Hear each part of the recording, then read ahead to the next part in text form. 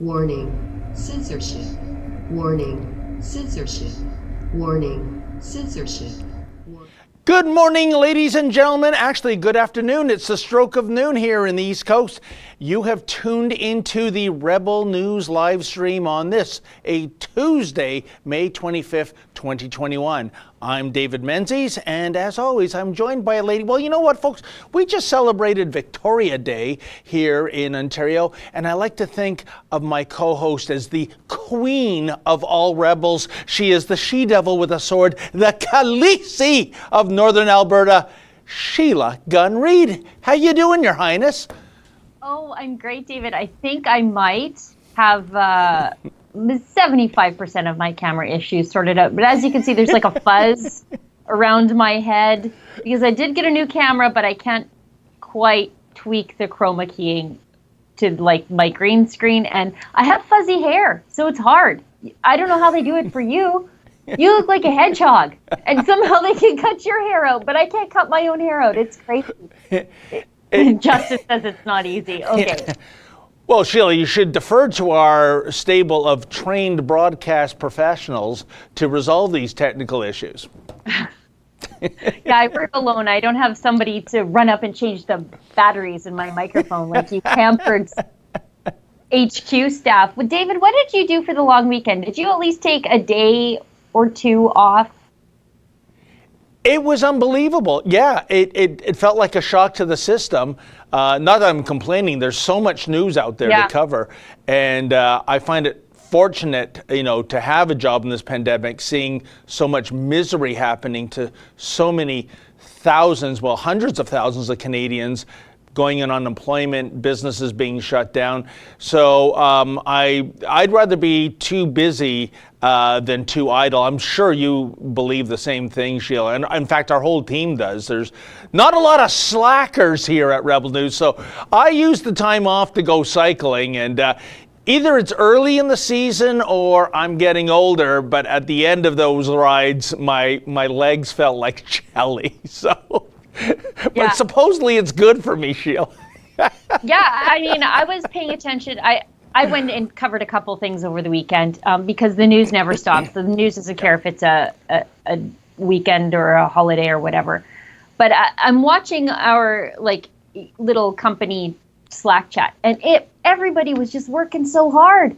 Team in Montreal, Efron's out in Hamilton getting tickets for shaking hands. I mean, it was just everyone was working so hard this weekend. And, I always think about CBC dialing back their local news coverage during the pandemic because everybody's locked up. There's nothing to cover. And there couldn't be any more news to cover. I don't know how, that's my biggest stress in a day is I wake up in the morning and I'm like, okay, well, I have a page full of stories that I need to do. And I can probably only do two, or I'll overwhelm HQ with things to do. That's my biggest stress today. And yet the CBC takes more money than ever to do less work. And not only that, Sheila, I don't think it's that there's not so much to cover. I would argue there's never been so much to cover. I mean, our days are packed. I think with the CBC and the rest of the players in the media party, it's selective coverage. So if there's a protest that doesn't carry out their narrative, such as an anti-lockdown protest, even like in Montreal earlier this month, when you have 100,000 people take to the streets, you can't pretend that's not happening.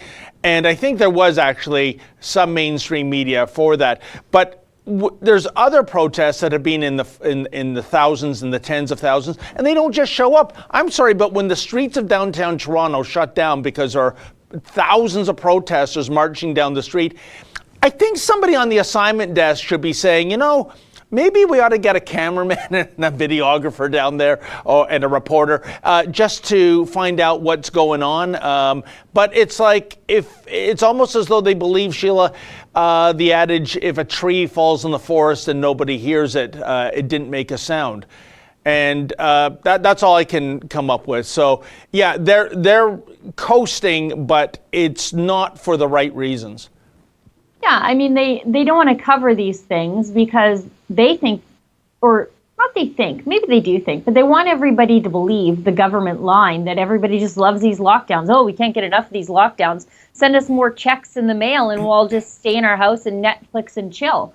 When I think pretty well, most of the country, they're over it. Even the true believers in like the deadliness of COVID, like if they believe that you're just going to die if you walk past someone with COVID, even those people are over it. They're out there. They've had it.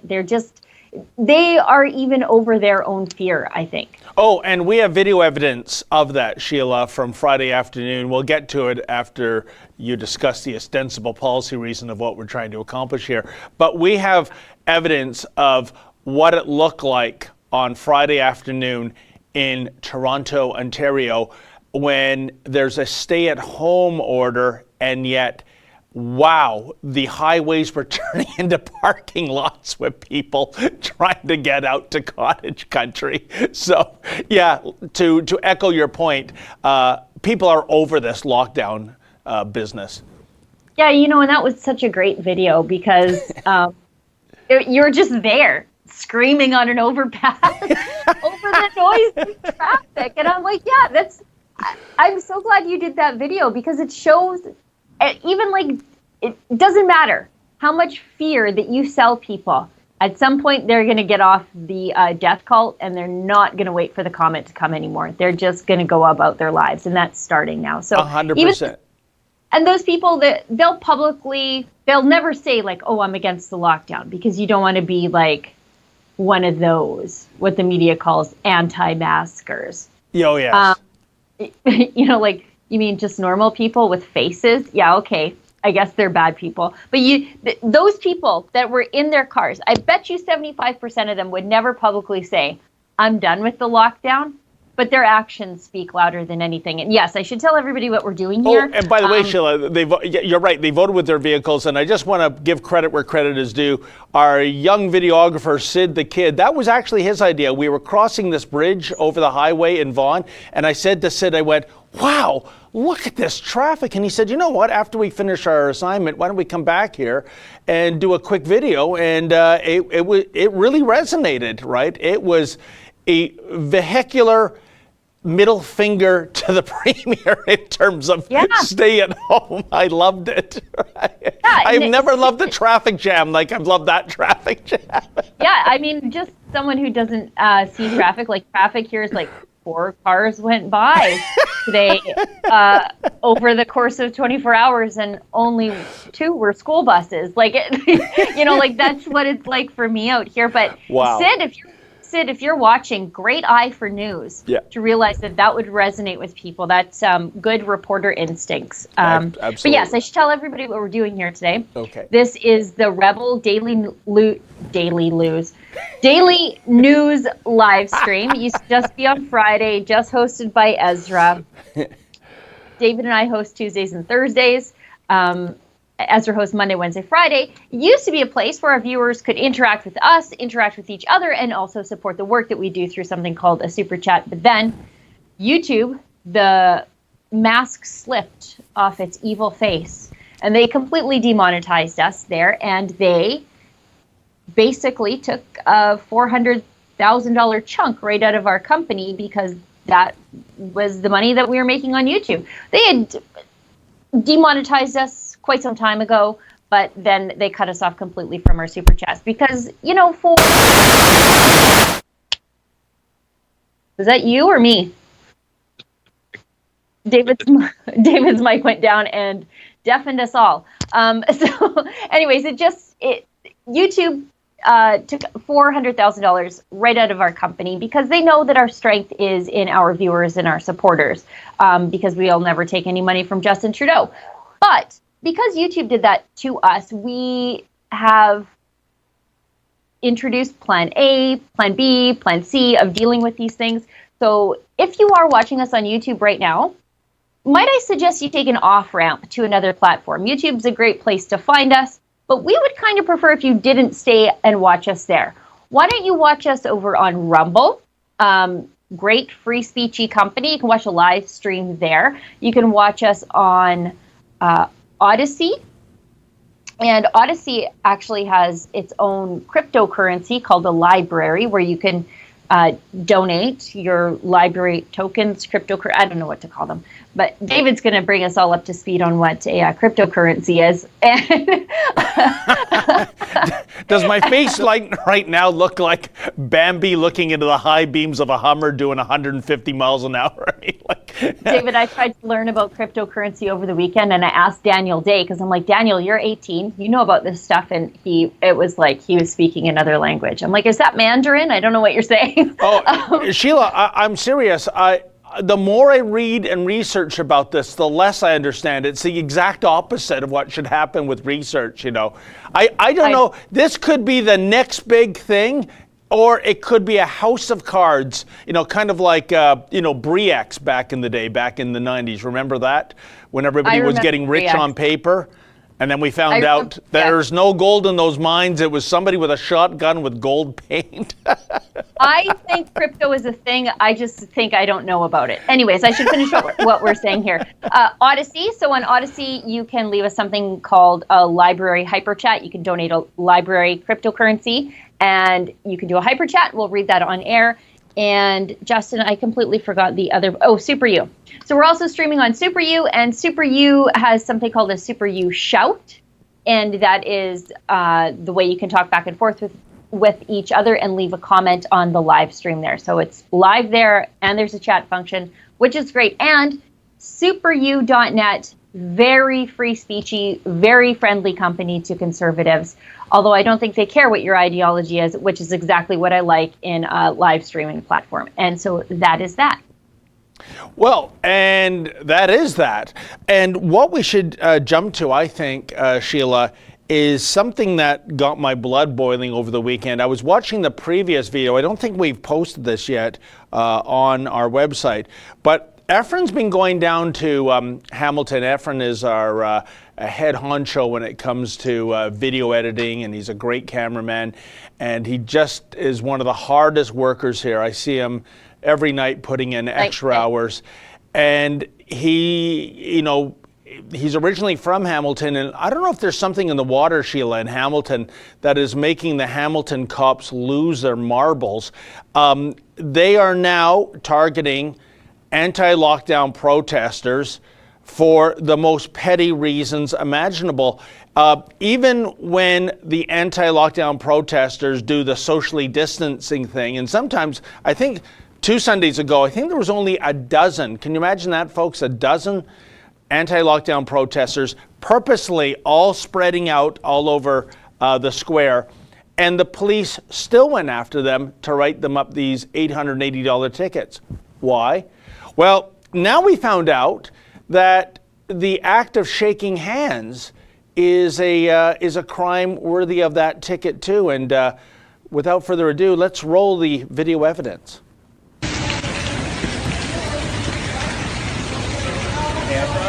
How's it going, man? Officer District, City of Hamilton bylaw.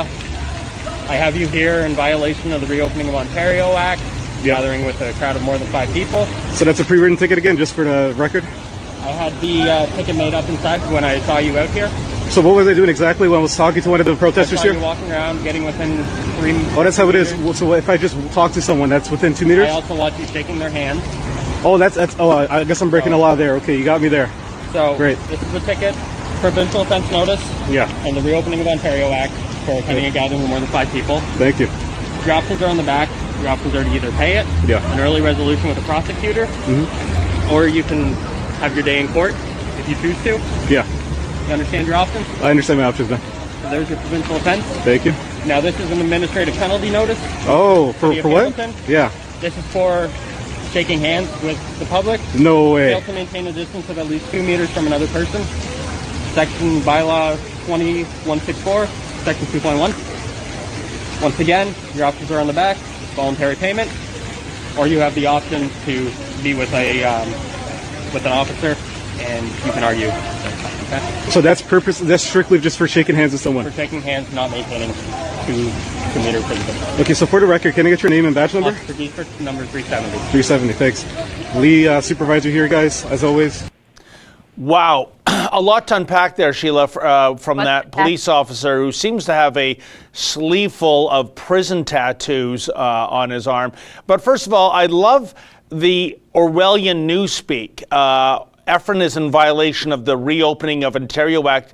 Reopening of Ontario Act? Come to Ontario, folks. We're the most closed down jurisdiction in the world, and Premier Ford actually brags about that. How do they get reopening there? Secondly, gathering with more than 5 people. No. Efron doesn't have a horse in this race. He's not one of the anti-lockdown supporters. He's not one of the anti-lockdown protesters. He is there as a journalist. He is covering the event. He is not part of the event. And Sergeant Stadenko there can't seem to process that. And then shaking hands is somehow a violation. You know, gee, Sheila, again, I go back to the double standard. I won't even bring in Toronto because I know it happened in Hamilton when you had hundreds, if not thousands, of pro-Hamas demonstrators doing all kinds of things in the square, hardly any getting a ticket. And here's Efron as a journalist covering an event, getting slapped with these fines. I hope this goes to court, because this officer is going to look like such a horse's ass when this evidence goes before a judge, any judge. Well, first off, don't make fun of people with tattoos on their arms, David. But yours are nice. Well, I didn't get a good look at his. But anyway, yeah, I mean, Efron, that's his hometown. And of course, he's sympathetic to the anti-lockdown protesters. I think Efron's pretty anti-lockdown. But more than anything, I think Efron is pretty anti-cops mistreating anti-lockdown protesters. Yep. And that's why he's there, to measure things. And I think when we measure things, we change them. I know for sure that your coverage and Efron's coverage and the whole team's coverage of what was happening at the anti-lockdown protest in Toronto made the police change their behavior and be less brutal with the protesters there. I hope that we have that same effect in Montreal. But more than anything, he's there to, to show the world what it's like to just be a peaceful lockdown resistor in Hamilton, Ontario, with these kind of cops around who seriously looked on surveillance footage. From what I understand, from what came up in the morning meeting today, they saw him on surveillance footage shaking hand, and they were like, get the ticket book, we're off. That's what they did. You're not watching for muggers, rapists, purse snatchers. You saw a journalist shaking hands, doing the polite thing, and also being a good rebel brand ambassador when he's out in the world. Oh, you're frozen there, Sheila. No, you're... I can't even believe it. That's why you would go to policing school for. Oh, yeah, like the policing school in Elmer, Ontario. And I had my interaction a weekend ago with, I called them the Elmer Fudd cops, who should be out there hunting wabbits because it's wabbit season, when they were telling Sid and I that the practice of journalism is a chargeable offense. Can you imagine? And this was about folks dropping by a counter protest to the Church of God. The Church of God already being locked out of their church, forced to do an outdoor ceremony. But the trans community of Elmer, population approximately 2 people, were having a counter demonstration, or I don't know what they want. I guess they don't want an outdoor sermon either. We're on public land. We went over to question them. They were profane. They were honking their horn. And lo and behold, they called the cops on us. And the cops said that, the practice of journalism is tantamount to criminal harassment. Oh, no, it's not. It's not. Sheila, it makes me, quiver a bit that people with a holster full of lethal force weapons are so ignorant of the law they're supposed to enforce, and for that matter, the Constitution and the Charter of Rights. Well, yeah, I want a cop to protect my freedom. not limit it. And like asking uncomfortable questions of protesters in a public place is not harassment. No. And I don't want cops making things up as they go. I don't want cops policing based on the feelings of the people involved. I want them policing based on the facts, right? But that was completely feelings-based. Again, it came up in the morning meeting this morning. Tamara's working on a story about cops saying that, it's hard on them out there enforcing the lockdown, like ticketing these protesters every week. And okay, first of all, if policing is making you emotionally unstable, I'm not sure that I want you with a taser, because that's how kids trying to skate in Calgary get tasered. But secondarily, well, then maybe just don't. Like, if it's too emotionally tough on you to go down there and ticket innocent people, if that's like driving you to a mental breakdown, there's an answer to that, right? Like there just is. You don't have to be down there giving grandmothers tickets because they tried to walk on the beach. That was amazing, Sheila, what Tamara was saying, because if anyone's ever been to Cobourg is a beautiful little town in Ontario. I'm not sure what the population is. I'm going to guess under 10,000. I might be wrong about that. It's got a gorgeous stretch of beach, which, of course, the city council closed off to the locals and the tourists alike last summer. I'm wondering if they're going to do that this summer coming. And Tamara said they did. They did it again. Oh, they're doing it again, are they? Yeah. Unbelievable. Even though, again, to quote Dr. Fulford, an infectious diseases expert out of McMaster, described as an expert's expert when it comes to virology, after going through 100,000 plus COVID-19 papers, no conclusive link of outdoor transmission happening. But I guess her science doesn't count. We'll rely on the good counselors of Cobourg. But the idea that the Cobourg cops are wading into a demonstration full of Antifa or hardcore Marxists throwing Molotov cocktails. These are just decent, normal, friendly folk.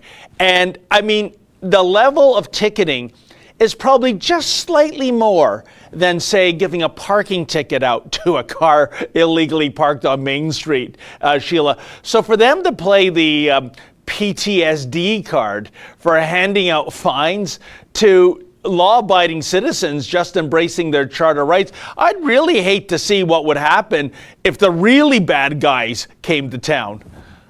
Well, I even take a different approach here. Okay, the citizens of Cobourg want to use their beach because that's why you live in Cobourg. That's why you moved to Cobourg, to use the beach, right? And the town keeps roping it off. And these tax-paying, law-abiding people are like, we moved here. We bought a house here so we could use the beach. We're going to use the beach because nobody's getting sick on the beach. There's no way there. It's just not a thing. That's not how COVID gets you. It doesn't get you outside, particularly on the beach in a town of 10,000 people. And so if ticketing those people because they want to walk on the beach is causing you some sort of anxiety and distress, I think maybe you probably are a good cop. And so maybe you need to do some soul searching about what you're doing with your life. Because if I were that cop, I also would have some serious misgivings about whether or not I should be issuing tickets when I get up in the morning. But there's a solution to that, right? And Sheila, even the beach question itself, as we demonstrated last summer when we went there, evidently, there's a loophole around getting into the water at the beach, and that is you go up the pier, and it's kind of dangerous. You climb down the rocks, you go into the water, and you swim to the beach. And I don't know if we have video from that. Maybe we can show it later. But when we did that with other residents of Cobourg, police and bylaw were at the beach, and we're walking along, and this was, to me, one of the most surreal encounters ever. I was talking to bylaw enforcement. I think it was bylaw enforcement. And he says, now, mind, you can't come onto the beach. You have to stay in the water. I go, how deep in the water do I have to stay? And he said, the rule is if I can see your ankles, I can give you a ticket. Oh, yeah. There I go. I didn't bring my swimwear, which is probably a favorite, everybody. So I think people thought I was committing suicide, but I wasn't, just going for a lovely swim. So imagine that. It was kind of like, see, there we are. We're walking along, there's the Canadian flag, another flag, and we had to make sure our ankles were covered by the water. I'm not making this up, folks, or we'd get a ticket. And they were all there. I wonder how many thousands of dollars of law enforcement was on the beach, making sure there was no illicit ankle sightings going on. Sheila, how do you make sense of this insanity? You can't. I mean, I can't even believe that somebody sat down and was like, we need a rule to manage the beach, and it's got to be the ankle, like not the knee, not the calf. You have to have the full foot covered right up to the ankle. And someone was like, yeah, that's a great idea. Let's pass that motion. Municipal governments are too big. They're way too big if they have time to worry about these things. But again, like, I'm from the prairie. We got lots of swamps and muskeg here. But, to see that beautiful beach and you've invested in a home there, you want to use the beach. I mean, this is Canada. We don't get a lot of beach days. No. And you go down to use the beach and they're like, no, COVID will get you if you walk over here. If you go past this little gate, COVID's going to jump out and smother you. Like, it's just the dumbest thing. And so, like I said, if cops are having anxiety because they think this is stupid, what are you going to do about it? Yeah, and by the way, this is a good segue since you are from the prairies. Children vaccines out west. Sheila, you had a very good and compelling video, I thought, on the weekend, where suddenly when it comes to the age of consent, doesn't really matter, I suppose, when it comes to getting the jab. Let's roll some of that footage. Manitobans age 12 and up. Young people have seen the serious effects that COVID-19 has had on their lives, their friendships, families, and communities, said Manitoba Health Minister Heather Stephenson. Oh, Heather, has it really been COVID-19 that caused those problems, or the government COVID-19 lockdown? Anyway, whatever you think about COVID-19, whatever you think about the vaccines and the efficacy and the safety of them all, let's just set those issues aside for a second and talk about the macro issue here beyond COVID-19 of the government allowing 12-year-olds to consent to invasive medical procedures without their parents knowing, because that's what's happening here. Let me show you. This is the letter directly from Joss Reimer, the medical lead of the Vaccine Implementation Task Force in Manitoba, to all parents, guardians, and caregivers of kids in Manitoba. Let's read it together. It's dated May 14th, 2021. Earlier today, the province announced that eligibility for the Pfizer vaccine has expanded to include all children age 12 and up. Currently, this vaccine is available at super site locations and urban Indigenous clinics located throughout the province. Now, here's where we get into kids who still play with Barbies and Hot Wheels making medical decisions for themselves. All eligible young people age 12 and older or their parent, guardian, or caregiver can book an appointment. Hold on. So kids 12 and older can book a medical appointment for themselves. I thought that was possibly just a weirdly worded sentence where I could have been misreading it until I got to the next paragraph here. We have attached a consent form for you and your child to review. Please fill it out, sign it, and bring it to your appointment. Youth aged 16 and 17 can complete and sign their own consent form. Hold up. Those are still minors. They're not able to vote. They're not supposed to be making medical decisions. But I guess all things considered, at least they're older, especially when you look at this next sentence. Youth aged 12 to 15 can have a parent, guardian, caregiver sign the consent form for them. Well, I should hope so, that sixth graders aren't signing medical consent forms. But the next sentence, friends, it's crazy. Youth aged 12 to 15 can also attend their appointment without a signed form and will go through the informed consent process with an on-site clinical lead to assess their ability to consent on their own. No, you absolute weirdos. They can't consent on their own. They're 12 to 15. They can't consent to medical treatment. They are little kids. And for good measure, it says that parents are welcome to accompany their children to their vaccine appointment, but it's not required. A vaccine can still be provided even if a person of any age arrives without identification. So in Manitoba, your 6th grader is adult enough to decide to participate in medical procedures. What can possibly go wrong? For Rebel News, I'm Sheila Gunn Reid. Well, that was fascinating, Sheila. And by the way, before we get into the nitty-gritty of this always bothers me, these ages of consent. I can tell you, Sheila, in Ontario, we'll start at 16. You have to be 16 to drive a car. And then for 18, you've got to be 18 to vote and play the lottery. But kids don't play the lottery. Even when you win, the OLG doesn't give you your prize. Then if you want to smoke or have alcohol, it's 19.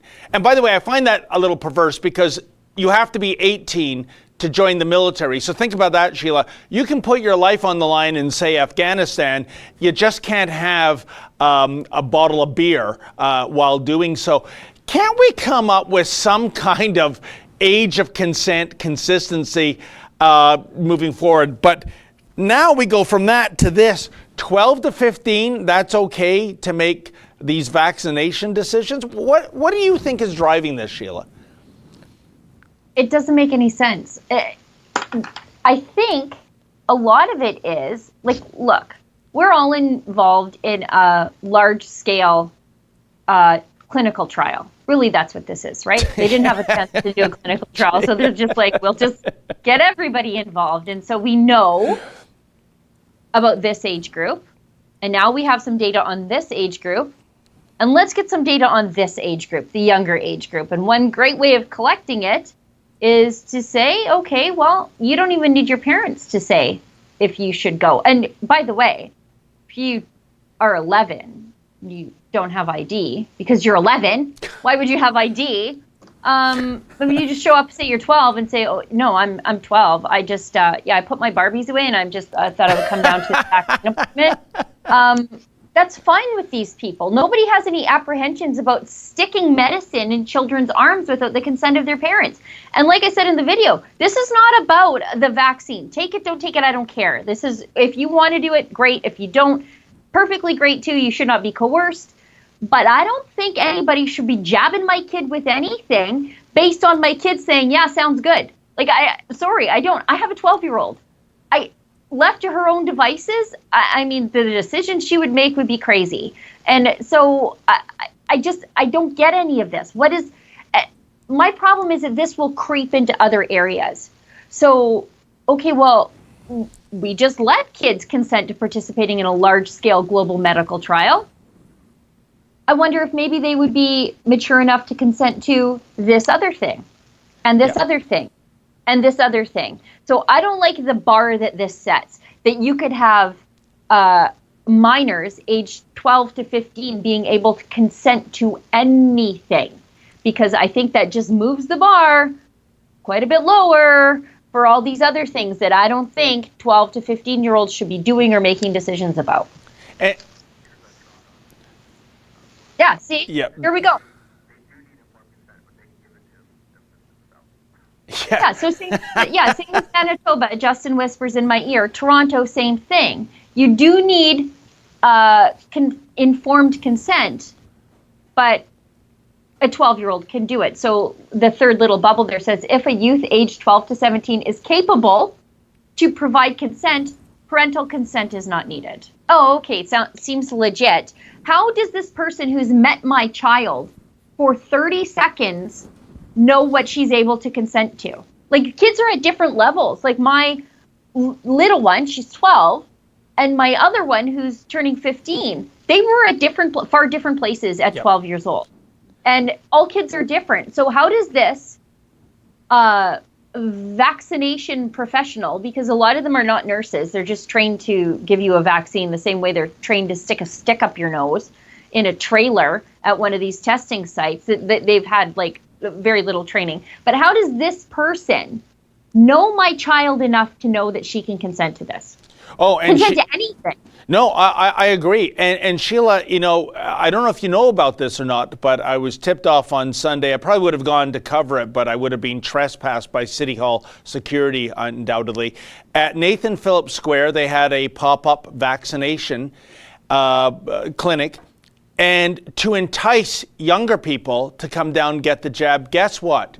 Free ice cream. Hey, kids. Yeah. Come get a sundae. You want a banana split? You want some? Get in the van. Yeah. Get in the van. Yeah. just get your little jab, and then you can eat as much ice cream as you desire. I find that creepy. It's a perverse kind of bribery, Sheila.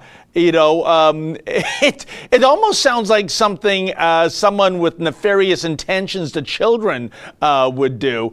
But what do you make of that? The idea of, like I said, bribing kids to get the shot with free ice cream.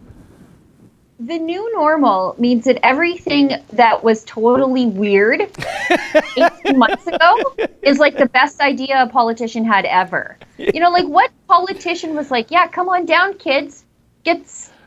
Don't bring your parents. We're going to stick you with medicine in your arm. It's okay. You can decide these things for yourself. And by the way, here's some ice cream. Yeah.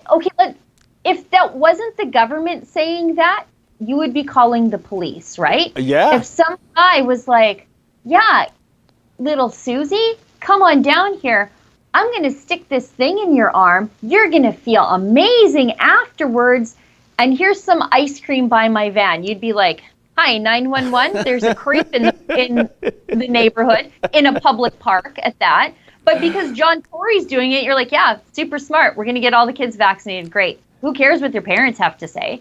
Unbelievable. And I'm wondering if this is going to spread, you know, this idea of actually bribing minors to get a shot, and unbeknownst to the parents at that, eh, Sheila? Yeah, that's the part that really bothers me in all of this. 12 to 15-year-olds, they can't consent to anything else. But we're going to let them be part of this drug trial. Yep. And we're not even telling their parents. If parents are fine with it, whatever. You decide for your family what's right. I'll decide what's right for my family. You make those decisions on your own. That's the way it should be. The less government involvement in any of that, the better.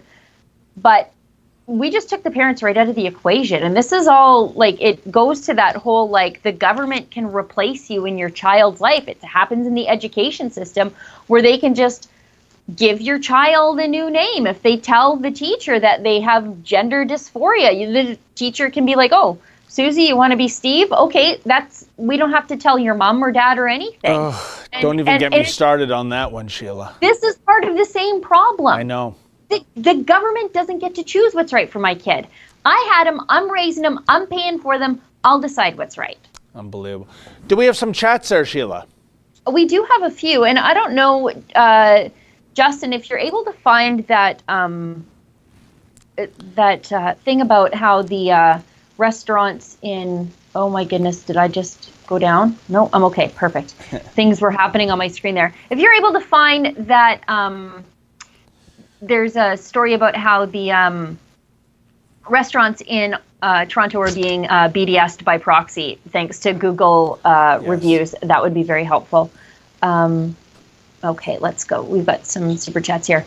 We've got one hyper chat of 5 libraries from Binga. I'm glad you sent me this because things just happened on my computer screen and I was very worried that, I didn't get everything set up the way I thought I did. And he gives us 5 libraries, generous, thank you, from Binga. Someone get Sheila a tech guy. Here's some libraries to help. Appreciate that very much. I'll figure it out. I was rushing to try to get everything figured out before I got on air. And I think maybe my problem is I need one more light in here with this different camera, and might be time to upgrade my $7 green bed sheet from Walmart to something actually the right color. Super you shout from TK Gandhi. If they can spin it, they won't cover it. Isn't that the truth? Yeah, we were at the legislature protest in Edmonton, Daniel Day and I, over the weekend. And there's no media there. There's like 200 people there, loudspeakers, so you couldn't have missed them. It's the legislature. You throw a rock in any direction and you'll give a journalist a concussion. And they just couldn't cover it. Because everybody loves the lockdowns, don't you know? We get a hyper chat of one library from Laszlo the Instigator. Do you see any way Canada will ever vote in a U.S.-style conservative, vote a U.S.-style conservative, i.e. DeSantis, as Prime Minister or Premier? I sadly cannot see it. You know what? I think people are really open to the idea. I think a lot of people thought they might be getting that with Doug Ford. And the problem is the conservative movement in Canada is not offering us up those people to vote for. They are giving us people they think the Toronto suburban housewives want, and they don't want that guy. If they wanted like that soft weirdo, they would vote for Justin Trudeau. So you got to give them something diametrically opposed to Trudeau instead of just being Trudeau with a blue suit. I totally agree with your analysis, Sheila. I mean, if we want to vote for a DeSantis, here's what I say. Give us a Canadian DeSantis to vote for. Yeah, give me one. Where are they? Where are they? I mean, unless we can lure Stephen Harper out of retirement, and that's a big if. But as we've seen with Andrew Scheer, Aaron O'Toole, basically it comes down to this, folks. Why vote Liberal Light when you can get Liberal Classic with the Liberal Party? They're more interested in going after the Laurentian elite voting base, which is never going to vote en masse for them. Meanwhile, taking for granted and even disrespecting their conservative base, especially in Western Canada. And that is the position we're in. And that is why I think in the next election, if we get another Justin Trudeau minority, I'll be doing cartwheels, because I think even with all the scandals, Sheila, and there's too many to name right now, I think he's in the ballpark of getting a majority. I really do believe that. And then where does the Conservative Party of Canada go from here? Well, will they be smart enough to realize, okay, we keep losing and this is why? Like, I know the Republicans in the United States figured out, okay, we keep losing. And here, so they did something completely different. They're like, okay, well, maybe we don't need to go for a Romney, Jeb Bush type this time around. Let's go for something really, really different. And at the end, you know, it was Ted Cruz and Donald Trump. And they're both very different guys, but both really, really outspoken and conservative. Yeah. What a concept. Yeah, and they both, you know, they both were the last two standing at the end, and the GOP chose Trump.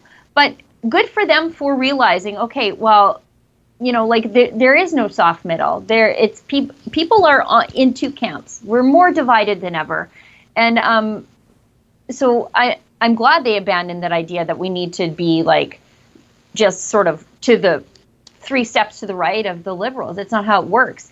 And as a conservative, I'm sure you feel the same way. At least the Liberals are honest about who they are when they're campaigning. They say, we're going to spend all your money on foreign aid. We're going to give it to causes you don't care about. We're going to censor you. We promise you. We're going to bring in carbon taxes. They're up front. There's no hidden agenda with the Liberals. But for conservatives, and Aaron O'Toole's a great example of this, campaign as a hard blue Tory, get into power, at least within the party, and you're just another red Tory. And so everybody who voted for him is like, you lied to me and you betrayed me. This isn't what I signed up for. And at least with the Liberals, you might not like their agenda, but you know, there's something to be said for the honesty of it all. Oh, 100%, Sheila. I mean, I go back to last summer when we had the independent press gallery debate, which turned into a round table, unfortunately. But even so, when we were giving questions to Aaron O'Toole, who was gladly talking to us and other independent journalists back then, I remember, for example, pro-free speech, anti-cancel culture becomes the leader, anti-free speech, pro-cancel culture. The idea, the concept of say what you mean and mean what you say, I don't understand why a politician right of center can't embrace that, because that's what millions of conservative voters are waiting to hear. Well, yeah, that's why he won. That's why he won, is because he said those things. So if you want to keep winning, let's try doing them. It's not a difficult concept. We should keep going here, though, unless you have something to say. No, keep going, Sheila. Okay, great. Actually, I should put on my glasses because that monitor's quite a ways away. Yeah. YT, from YouTube, Kes Mangkuk says, oh no, big tech silenced David's mic. Yeah. How far are we away from that, where there's some kind of technology that even in a live transmission, all of a sudden you're silenced, and oh man, I'm sure it's coming, in the not too distant future. Or just Mark Zuckerberg comes in with a big hook and just hooks us off. Yeah, it's like 2001: A Space Odyssey. Open the pod bay doors, Hal. I can't do that, Dave.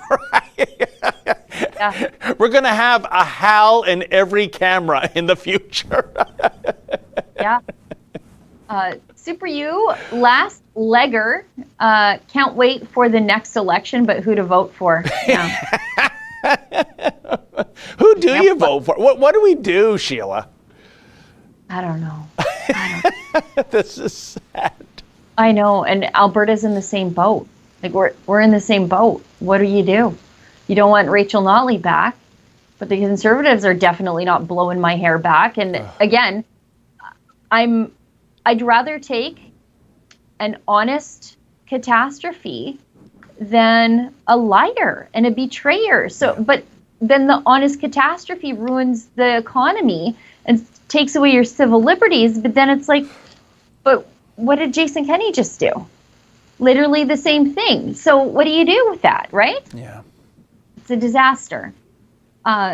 Super U, Penny K, says he is doing journalism for the organization, so he got a ticket. Yeah, that's exactly it. It's just, they think that they could just ticket us and we're going to be like, oh no, a ticket. Whatever shall I do? I'll go away. And it's like, we started a civil liberties organization mechanism to deal with these tickets. We're going to be fine. We're not scared of them.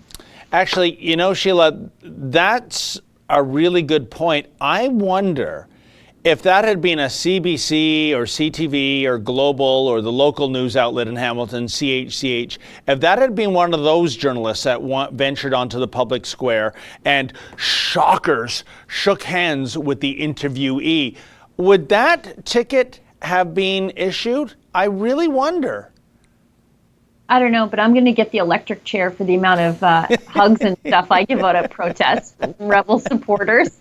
Is that still a thing anywhere in any jurisdiction? Are they still killing the bad guys with electric chairs? I don't know.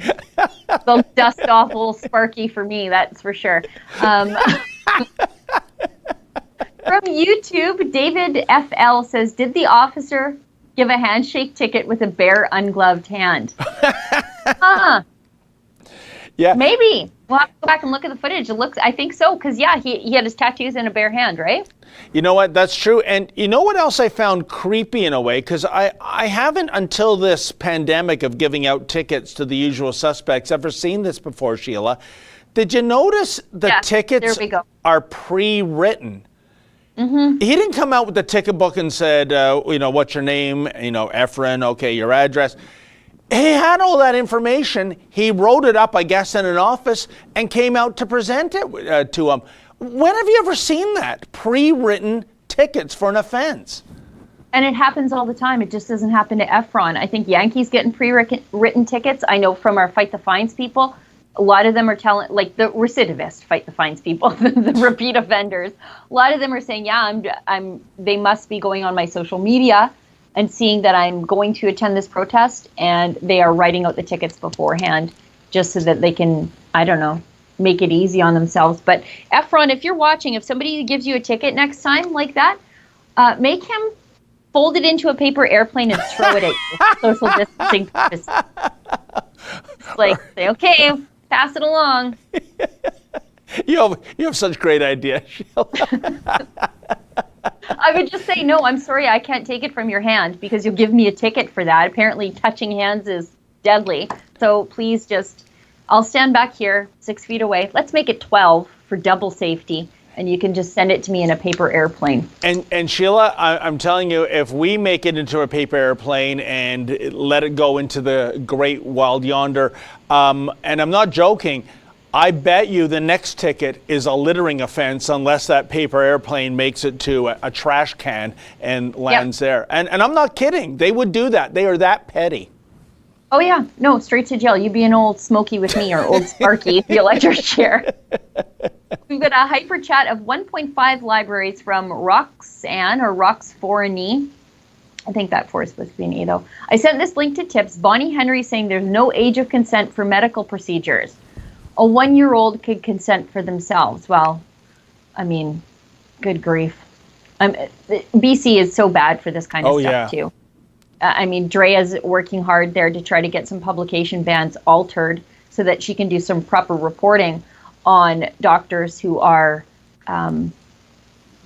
just letting minors consent to all sorts of medical procedures and cross-sex hormones on their own. And the parents are, well, in particular, the dad, shut right out of it. This is a huge story, and I know Drea's working very hard on it, and as should all media, but they're sitting this one out, apparently. But yeah, and then not just the doctors, but their lawyer allies and publication bans where you can't even see the nitty-gritty of the publication ban. You know, I mean, it's bad enough that publication bans are being handed out these days like candy on Halloween. But, you know, Sheila, there was always an opportunity for a journalist to go to the court, to go to the clerk and say, can I see the publication? Can I see what I can and cannot report? And now, even in BC, that doesn't exist. It's like a star chamber.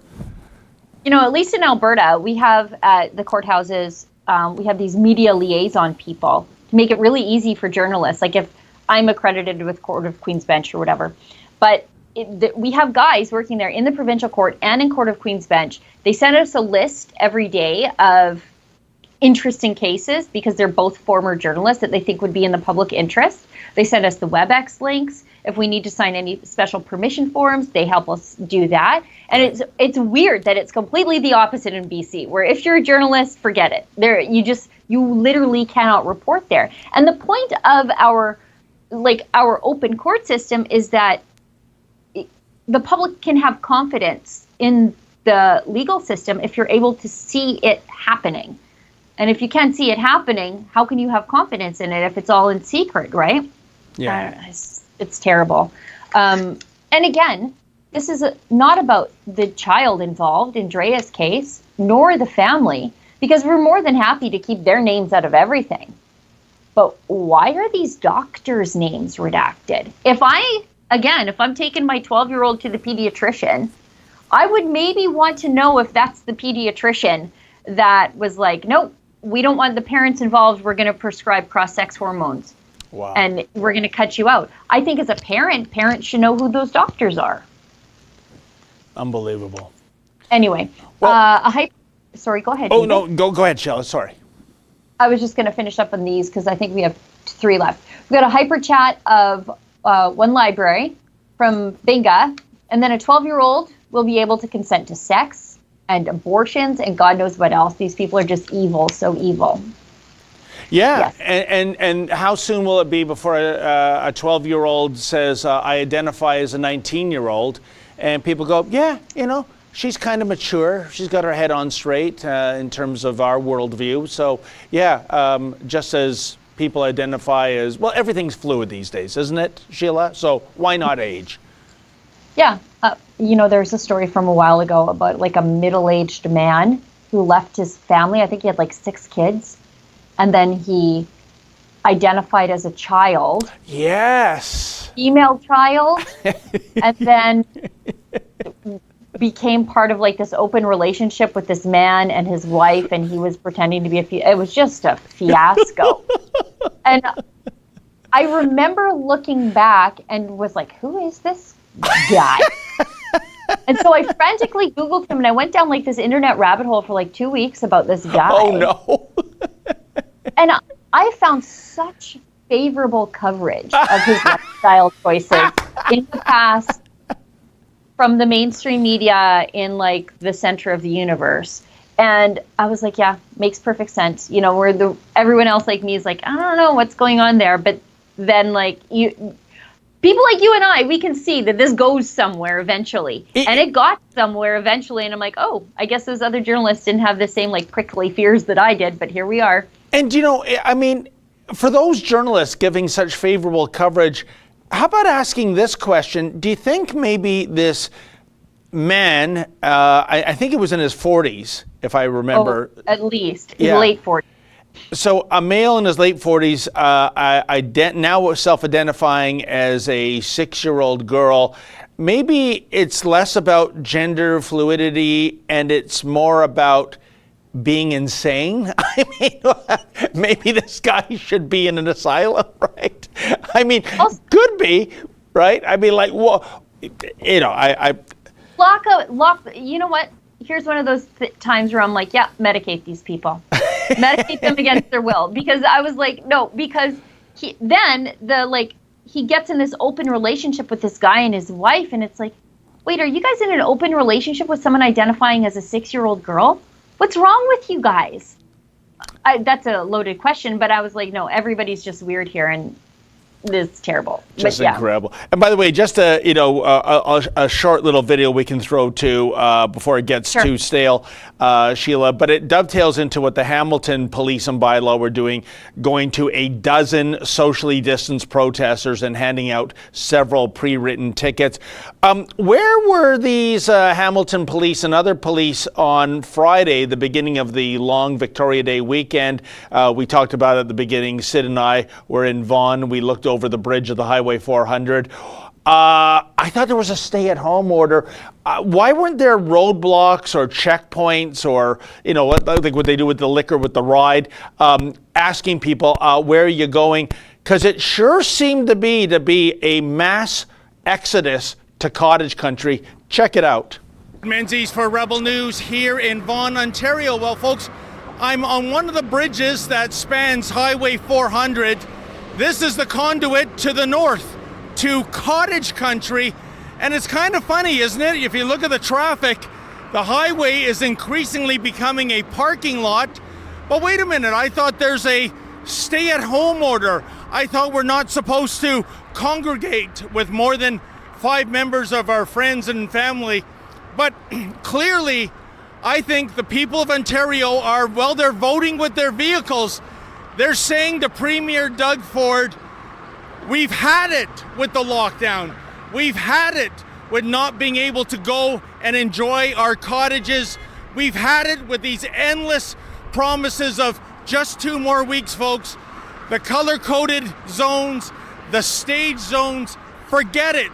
We are going to have fun this weekend.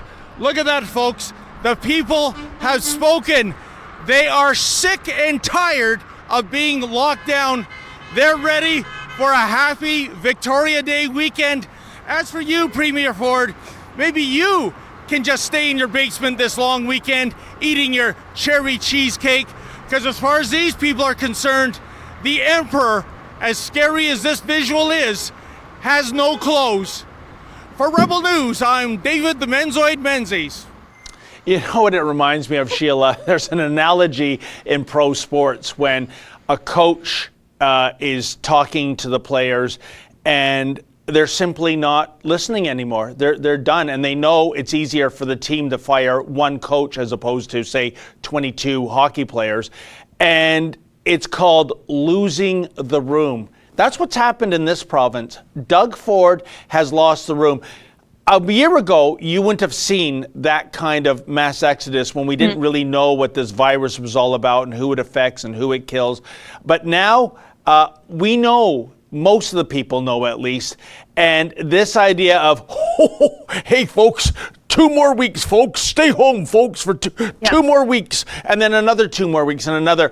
No, this is the jump the shark moment, I think, for that garbage. And I'll tell you, like I said earlier, Sheila, I've never seen a traffic jam that has put such a big smile on my face as what I saw on Friday afternoon. Yeah, I mean, when you're telling people, you're selling them, or you're making them sell their freedom 2 weeks at a time.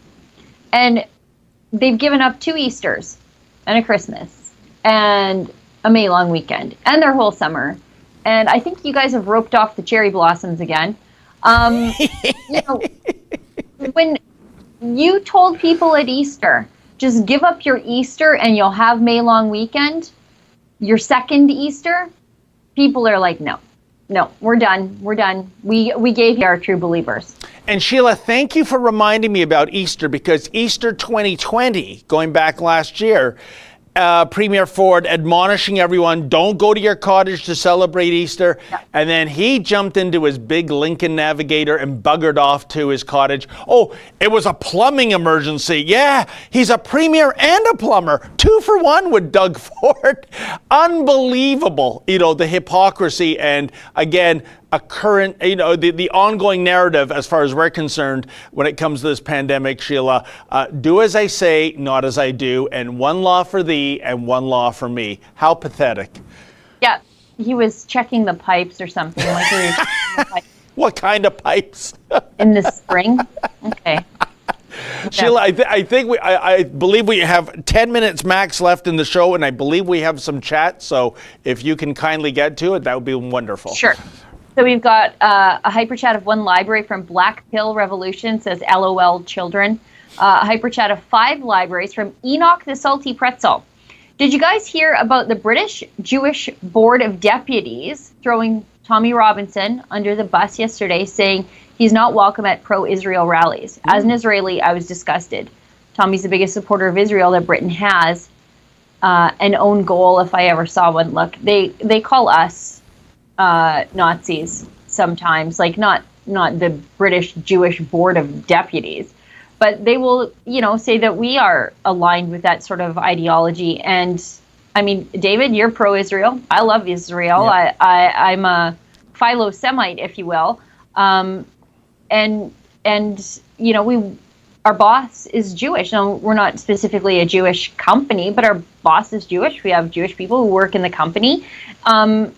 It's so crazy, but people will say that either to shut you up, because being called a racist is the new shut up. Yep. And or they're scared of the mainstream media, so they want to distance themselves from anybody who's prickly. So yeah, we've spoken about this before, Sheila. This idea of describing someone who disagrees with you as being a Nazi, and that it's okay to punch a Nazi. Now, if you were someone advocating for a world war and genocide and actually carrying out that mission, yeah, that's kind of Nazi-ish.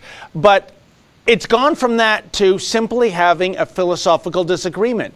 You disagree with me, therefore you are a Nazi, therefore I can now drop the verbiage and use my fist to shut you down. This is what is the new normal increasingly on the left, and it goes against everything classical liberalism stood for. Yeah, and like on the flip side of that, when you are calling people that you disagree with Nazis, because really that's what it all comes down to, people you disagree with, people who said something controversial or whatever, if you're just throwing that word around, it normalizes the word to mean somebody I simply disagree with, instead of reserving that word for the worst, the most evil. And a few years ago, when Efron and I were in Poland for the climate change conference, we had an afternoon sort of off. And it wasn't off. I mean, you're working the whole time, but we're like, you know what? We're here in Poland. Who knows when we're going to be back here again? Let's hop on a Soviet era train and go out to Auschwitz. And we did, because when would we get that opportunity again? Right. And I was so struck.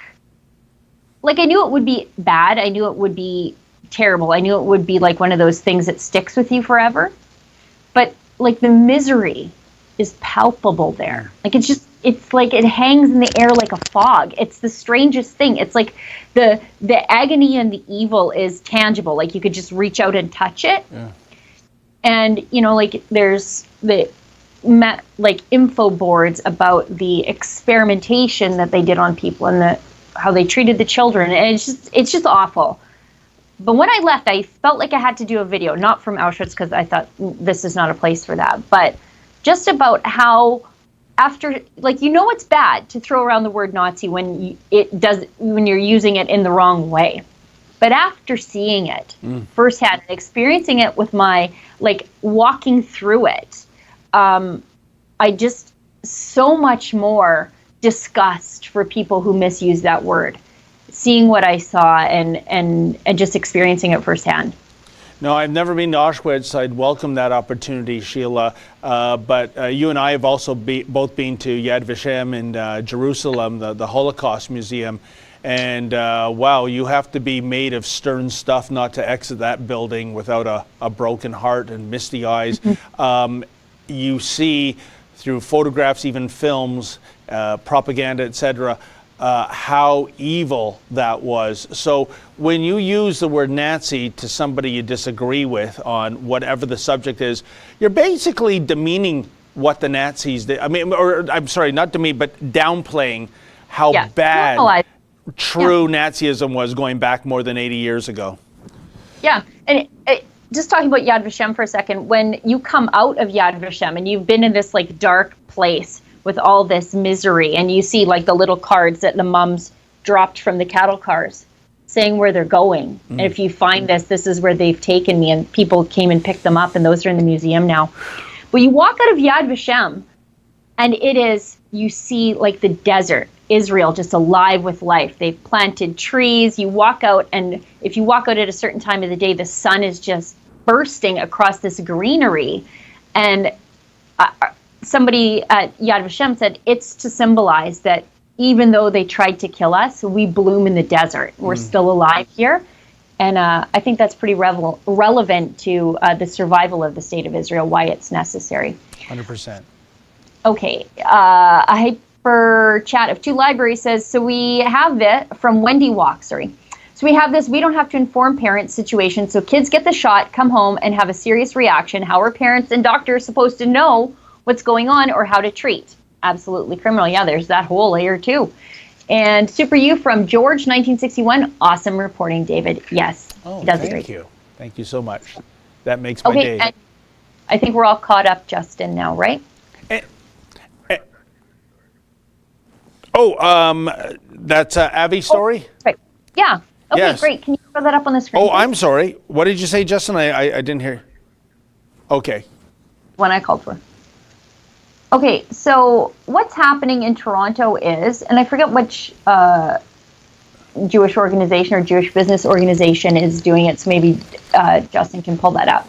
But what's happening is the pro-Palestinian protesters in Toronto, apropos of nothing and filled with racism in their hearts, are leaving 1-star Google reviews on Jewish-owned companies.